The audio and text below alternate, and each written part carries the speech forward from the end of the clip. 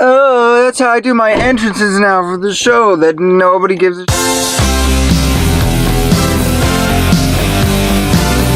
about. Welcome to this. Welcome.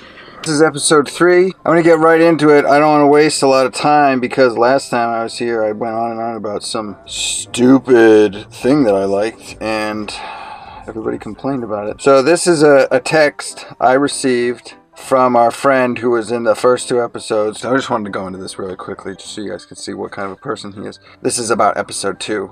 That 3-minute intro would have lost anyone. If I were you, I would immediately delete all that stupid samurai jack and re-upload episode 2. Totally lost any momentum with that stupid section at the beginning. 2:44 was where the episode should have started. Now, the rest of that nonsense completely defeated the purpose of the show. As in, nobody gives a about your analysis of the Power Rangers. That's the that makes people tune out, time out. I tuned out and I'm in the show, man. Frames like that you do like that is good and funny. That's a picture from my website. The Power Rangers was completely wasted. Loss of viewers' attention. Episode 2 needs to be better than episode 1. I watched 3 minutes and said, this guy. I hate this guy. This is my response. 1. You're a little older than the demographic I'm targeting, so I expected that. 2. I drew attention to the mentality with the Boston guy character who was watching the video. In fact, I thought of you when I did that. I should have cut to that guy sooner though, I'll give you that. 3. I've already gotten personal messages from a variety of nice people who are in Hollywood, some people who want me to look at their scripts. I've also been messaged by some nice pretty ladies who are still in their 20s. So, that's a good thing. 4. I'm trying to show people that I'm not some one-dimensional person or a character. We are living in an age where people want celebrities who aren't fake. Me being a cartoon-loving nerd is just who I am, but it also connects with the internet audiences very well. All that said, these are great notes. I look forward to posting them in the next video, because as you said, you clearly don't give a about any part of the show that doesn't revolve around your self-important. Stop bullying me, wah, wah, wah, wah, wah. By the way, couldn't answer your call because I was driving a woman to work for money, because that's where my life's at. Now let's get into why Tim moves to LA. What did I call it in the first? I'm considering a move to LA. Okay, so here we go.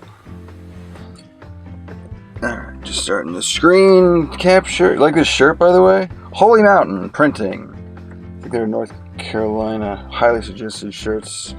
It's hot in here. Not endorsed by them. Alright, so here we go. Based in LA Part 1. Trump election, moving to LA, meeting Big Joe. I'm going to zip through this beginning part because I want to give everybody this is the prologue. I'm telling you what this is not. Excuse me. Let me start by telling you what this is not. An attack on Jeffrey, the Proud Boys, Christians, Trump supporters, or even Trump haters. This is merely my story, and as a believer in the teachings of Jesus of Nazareth, son of Yahweh, known as Yeshua to the Jews, I would like to merely share the truth as I saw it and how I see it, which aren't always the same, yet I consider the latter more important. I hope that both my mistakes and successes can help anyone else realize that whatever they're going through, Jesus Christ is the Son of God, and He brings the gift of eternal life. As a Christian, I'm compelled to say these things prior to anything that I do because you're not supposed to take glory for yourself. In other words, like those people who build mega churches, I have a problem with that. I also have a problem with the structure of the Catholic Church, but not necessarily the Catholics themselves, but we'll get to that. It's not going to be a very popular opinion, but whatever, it's what I think. And we'll get into the Monster energy drink, which I'm not drinking today, and it's not because people say it's satanic or whatever. There's a whole bunch of theories on that, which are kind of funny to me. I don't know, they're funny. And I have a bunch of friends that have 666 in their screen names and stuff, which I think is funny. Anyway, we're gonna have to cover Christianity because it'll inform you why I'm doing what I'm doing, why I believe what I believe.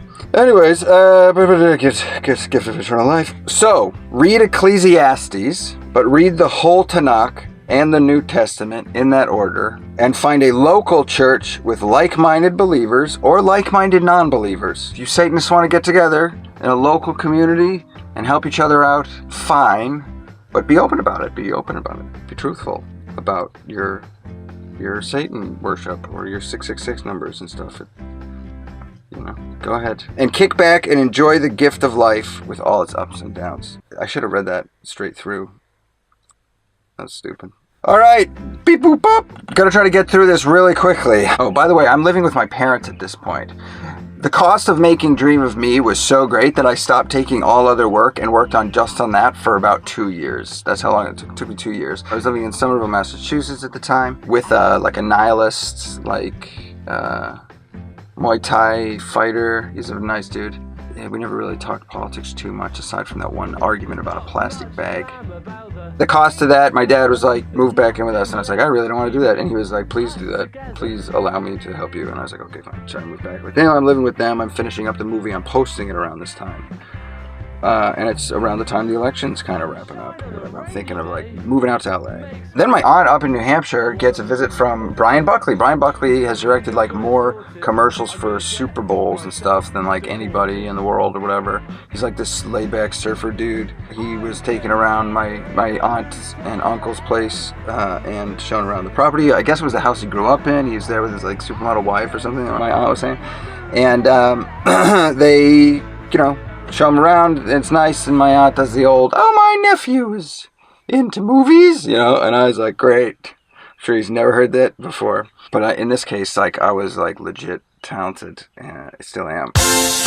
So then I contacted him. Then Brian Buckley watches Dream of Me. He's into it. He sends me some emails and stuff. I'm like, yeah, sweet, dude. October 17th, put in touch with Mark Famiglietti. Mark Famiglietti is a guy that was he's an actor and stuff, and he was in Terminator Rise of the Machines. He put his arm through the Terminator and drove the car or whatever. And somebody that I knew from the East Coast was like, and I'm not telling you that person's name because I'm trying to kind of protect that person a little bit. I'm trying to protect anybody whose friends were connected with me, but I also want to be honest. So that's when I was put in touch with him via email. And this is right around when Trump is winning. So I'm watching Trump win with my dad, and I tell my dad about the meaning of the word based and the slang term based. And I say to my dad, I'm going to go out to LA and I am going to help wake up more people. I'm going to red pill more people. I'm going to do it with my camera and whatever, and I'm just going to go out and put news and have people talk and put them up on the thing. Cut to me confirming this with my father. Dad, I was just making a video about the history of based in LA. What was your history? When was the first time you heard me talk about it? And what was it in reference to? When we were laughing election night, when we were watching the results come in, and we weren't watching the stations that were pro-Trump. We were watching the people have meltdowns on their other stations. Right. And it was just before we went to California, and it was going to be a thing that was going to focus on telling people the truth. Letting them see the good stuff for themselves. So I told him about Based in LA. I was like, I'm calling Based in LA. Start the Based network where people based, blah, blah, blah, blah, blah, blah, blah. Then about a month later, early December, I head out, drive out to California, leave my parents, pack just clothes and the stuff to make movies and stuff, and that was all I packed. So I write an email, I let Mark know that I'm settled in LA, I'm living with Brad and Allie. Now Brad and Allie, that is a whole nother story. I'll try to sum it up pretty quickly. Allie is one of those women that she really likes Bernie Sanders, and I think she has a very troubled past. She's had a hard life. By no means has her life not been hard, based on some of the things that I heard happen to her when she was younger. She had to raise her sister from a very young age, and she did an amazing job. And I actually told her that. I said she did a really great job. So I'm living with Brad. Brad gives me 2 weeks. I'm like, okay, cool. He works for Seth MacFarlane. in animation, or he's like their assistant, but he works for like Family Guy or whatever. So they were having a Fox Animation Christmas party, and that was December 17th, and I posted this picture because I was trying to run a flag up the pole and see if like any Proud Boys in LA saw it, because I didn't really know how to get in touch. I didn't know how to get in with the Proud Boys at this point. How do I get in touch with them? I want to be cool like Gavin. I like Gavin. I like some of the Proud Boys. I'd still talk to some of them. We'll get into it. Then I had a conversation with Brad about my religious beliefs and my political beliefs. Yeah, and it ended well. Yes, he like came and sat down. And he seemed very like shaken up, and like he was like, "Listen, dude, like I know," because he had clearly seen all my social media and stuff on Facebook and stuff, and was like, "Oh no." But I don't really talk about politics that much in real life. I try to keep it on the internet for the most part. My parents will totally disagree with that. But if I'm in somebody else's house, or if I'm out to dinner with friends or something, I don't talk politics. I've had many people be like, please don't get into politics. And I was like, I won't. And I even have an ex-girlfriend of mine.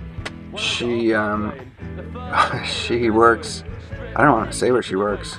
I don't want to get her in trouble or anything. Let's just say that her family did not agree with my political beliefs, nor my religious beliefs. But the two of us really got along fine. It was a good relationship. What was I talking about? My point is that I don't share my beliefs with people in certain settings. I just think it's inappropriate. You know what I mean? And like people are like, can you not talk about Jesus so much? I'm like, yeah, sure. Like, just ask. Just ask. I'll shut up.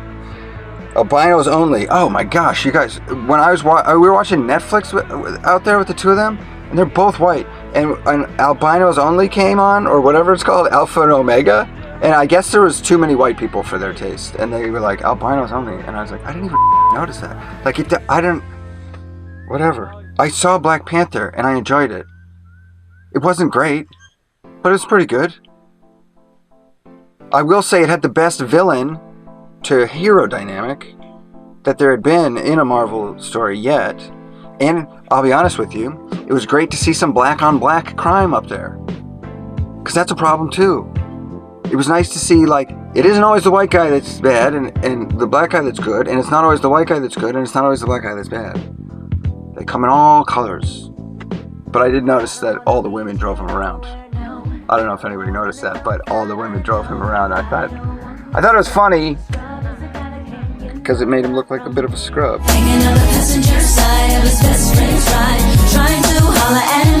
Anyway, so they were watching Albinos Only, whatever. They make that comment. Brad and roommate leave for holidays.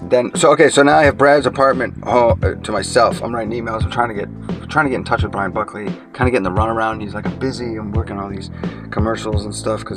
I'm like, oh yeah, that's true. Start calling any and everybody I know out there. My friend Dan, who's a hilarious comedian, even though he's half Cuban. Growing up half Cuban was the worst. It was terrible. I still like him because everyone thinks I'm a racist at this point for some reason. So I'm calling all these people. I called Jeffrey, who I had been talking to on Facebook briefly. I guess he did some storytelling shows in New York with some friends. Storytelling shows are the most boring thing ever. Don't go to any of them. I'm sorry to the people who do storytelling shows. It's so boring. It's so boring. Write some jokes. It's like a public therapy session is what it is. It's like a free public therapy session for them. And I'm like, speak to a professional. You know, even I know that I need to seek professional listening. But, until I can get there, you guys are going to have to do. So Brad and his roommate leave for the holidays. I'm home alone, calling people, whatever. Jeffrey visits. Jeffrey comes by. He walks over. He visits. We get along great. First time I'd ever met him in person. We exchanged some banter here and there on Facebook because like fake news is going crazy. Jeffrey's second visit on I think it was Christmas. I can't remember if it was Christmas or not. He made mashed potatoes. If anybody's had his mashed potatoes, they know they're great. And I made banana and peanut butter sandwiches. That was the second time we hung out. And then on Christmas, I was like, yo, dude, I have to be out of here. I have to leave here. I can't be here anymore. Jeffrey says I can live with him? Awesome. December 31st, we go to a party at the Darling Kathleen's. One of these girls, I guess he grew up with, or so he says, whatever. The other girl is from LA. Two totally wonderful, nice, cute girls. We go to their New Year's Eve party. I'm meeting people. I'm enjoying myself. Things are going great. I took a selfie in the bathroom mirror, which I'll put up. I was a little bit fatter back then. So, then 2 seconds ahead. So then we're doing the New Year's Eve ball drop or whatever, and everybody's 2 seconds behind the count. So we're like, Happy New Year, 2 seconds ahead of everybody else. So we were like, that's going to be the name of the production company, 2 seconds ahead. Should we tell people what the name of our thing is? Oh, yeah. 2 seconds ahead. 2 seconds ahead. Last night was New Year's Eve. Right. And during the countdown, I was one of the only people with a second hand on my watch. That's because everyone else sucks. And so we got to midnight at correct midnight. Right. 2 seconds ahead of everybody else. January 1st. Next morning, we did a podcast. That podcast, I think, might still be up online. I may have taken it down, whatever. I think I have a clip of it. We were going to do podcasts every Sunday morning. By the way, during this whole thing, this is the truth, and I don't want to get killed, but this is the truth. But I was involved with a person, and when I say involved, I mean like I knew about it, who was involved with a large sum of money and a marriage. I may have to cut that part out. I may have to edit that part out, but they'll know that I said that on tape. If they come after me, it's because of what I said. I don't think they're going to come after me, because I don't think that's smart, and I think we should forgive our enemies. But that whole thing with the money and the person never went through. And I will say more. If anybody contacts me, I will say more. I will say more if they contact me. If they don't contact me, they forgive me, I forgive them. If they just let it go, disappear, that would be great. January 4th, Brian Buckley hands me off to his assistant saying he's busy with Super Bowl stuff. If things are so hectic, why no need for extra crew members? That was the thought in my head. If I'm wrong, let me know. But I was like, he gave me the old gatekeeper handoff. You know what I mean? Like, I don't care about you, dude. I don't care about you. You clearly don't want this enough because you're not pestering me every day, or you're like, I don't like you. Whatever. It's his company.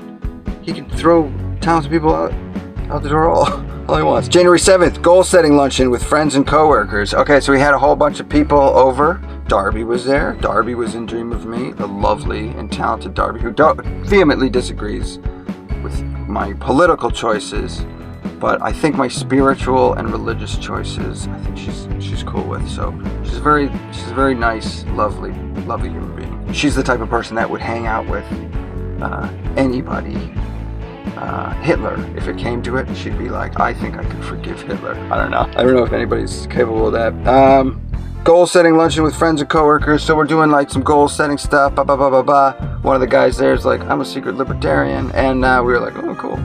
Allie and Brad were both there. Jeffrey and I give them the whole pitch. Everybody goes through what they want to do. We're making connections. We're doing stuff. We're networking. Things are going great. Then we do a 2 seconds ahead Sunday podcast. Then I meet up with Mark Famiglietti. He wasn't. Why he wasn't right to work with? Okay, Mark wasn't exactly right for me because I really need a producer who hammers me with the truth and just gives it to me straight. Like if I met a producer that was like, I want to produce a movie, but I have to be the star. Will you edit it? I'd be like, can I use a fake name? Yes. You know what I mean? But if somebody came to me and was like, I'm a producer, I want to make a ton of money off of you. You have a bunch of talent. I want to let you do what you do. Go for it. I'd be like, yes. This is a movie I want to work with. It's hard to find a producer who's like, I'm a business-minded person that just wants to make money, and I will stay out of your way, you freaking weird artist. Now just do what you're going to do. We'll see if an audience shows up. But that's why Mark wasn't exactly right to work with, because he's an actor. He's a pretty good actor. I mean, he's working to get stuff done. I don't think he was ready to get on board with like some open, crazy Trump supporting Christian guy. You know what I mean? Not necessarily in that order, by the way. I was a Christian guy long before I was a Trump supporter. And I support Obama too, because I support all of our American leaders. Even though I don't agree with a lot of the things Obama did, I just don't agree with some of the things that he did when he was in power. and also a lot of people around him. January 21st, we go to the Women's March. Is she looking at the camera or at me? Look at me, great. All right, you ready? Hi, what is your name? My name is Sarah. I'm Erica. Ariella. Emily. Manel? Yeah. Claire. Claire? Janelle. Janelle. Manel and Janelle, do you get that all the time? Amber Rose. Amber Rose? Yeah. I'm out here supporting women's rights. The fact that we have a president who is about to lead the country who thinks it's okay to brag about grabbing women by the pussy it's unspeakable. We're marching and being topless. We're marching for women. We're marching for everyone who's afraid right now, which a majority of us are. It was nice to meet you, Sarah. Thank you so much. I love your patriotism. Thank you. Have fun. Thank you. March. Erica, Ariella, it was nice to meet the two of you. Have a great day. Thanks. All right, so nothing specific, a lot of general. Good to know. Who's next? All right, sir, my name is Jeffrey. What is your name? They call me Big Joe. And we meet Big Joe. Big Joe, what are you doing here today?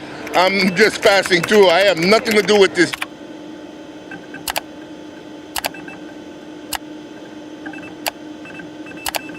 And on January 22nd, it was everywhere. Big Joe is a hero, bro. Big Joe was right on point. Meet your hero, Big Joe. Big Joe. Big Joe. Big Joe. Listen to Big Joe.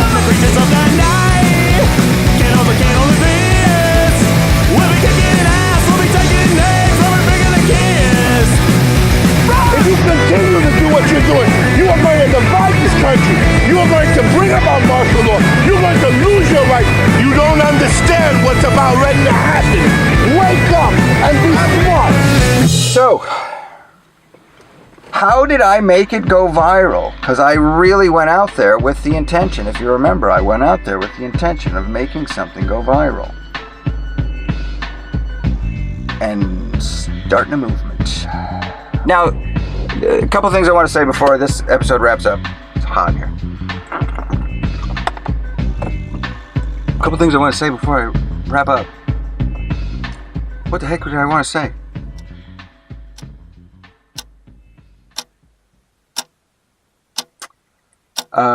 Be excellent to each other.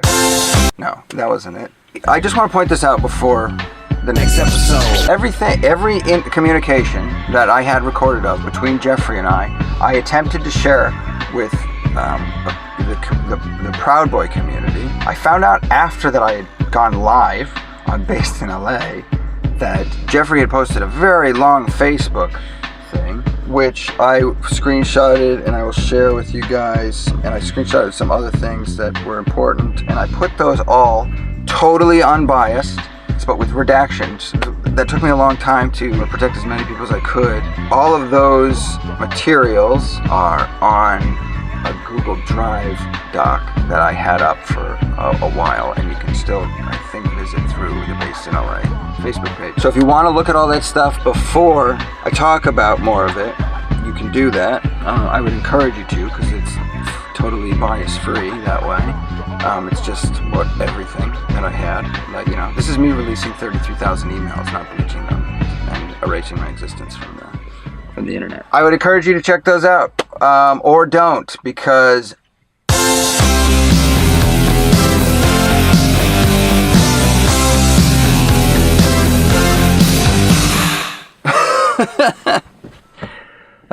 it's a good ending, right? It's a good ending. It's hot in here, man. It's really hot. How sweet is this jacket, though? Right? Should get one. I need to stop recording these with my glasses on. I need to be known as a glasses on. I think they want us to say something. What should I say? Make something up. One heart, one soul,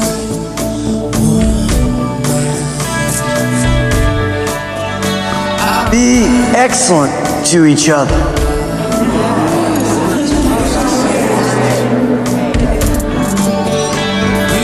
Party on, dudes! Good one, dude.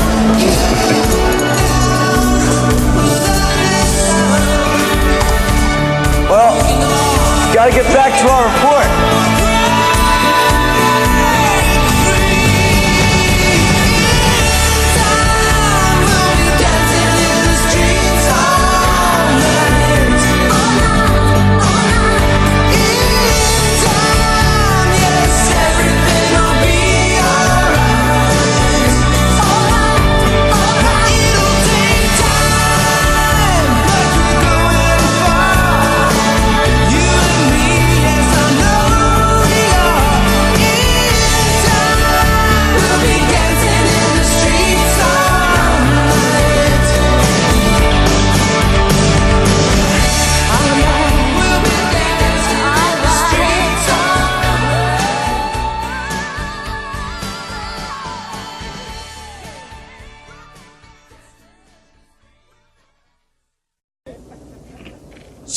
high school football rules!